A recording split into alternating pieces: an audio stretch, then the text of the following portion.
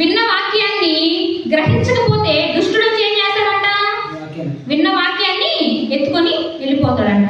మరి దుష్టుడు వచ్చి వాక్యాన్ని ఎత్తుకొని వెళ్ళిపోకుండా ఉండాలంటే మనం ఏం చేయాలి అంటే, మరియమ్మ గారు లాగా ఏం చేయాలి? వాక్యాన్ని హృదయంలో భద్రపరుచుకోవాలన్నమాట. మరియమ్మ గారు ఏం చేశారు?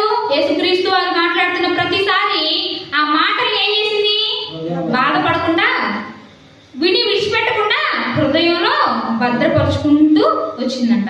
మరి మన హృదయంలో ఉన్న వాక్యాన్ని దుష్టుడు వచ్చి ఎత్తుకొని పోకూడదు అంటే మనం ఏం చేయాలి? హృదయంలో దేవుని వాక్యాన్ని భద్రపరుచుకోవాలి. మరి మనం భద్రపరుచుకుంటున్నావా? మనం ఏం భద్రపరుచుకుంటాం?